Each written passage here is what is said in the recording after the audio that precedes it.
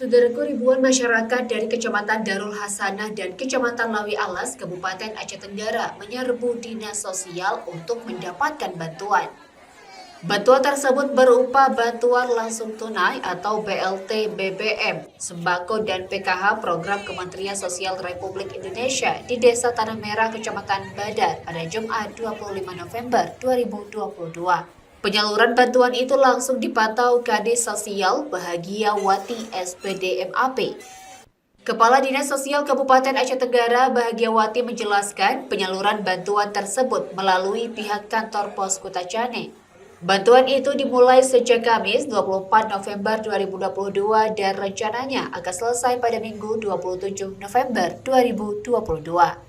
Bantuan khusus dari Kecamatan Lawe Sigalagala, Babul Makmur, dan Kecamatan Lauser dipusatkan di kantor pos Lawe Sigalagala, Desa Tanah Baru. Menurut Kadis Sosial Aceh Tenggara Bahagiawati, BLT, BBM, sembako, dan PKH itu disalurkan kepada 10.000 lebih kepala keluarga yang tersebar di 16 kecamatan di Kabupaten Aceh Tenggara. Mudah-mudahan sampai hari ini belum ada kendala, cuma kita kemarin masalah tempat.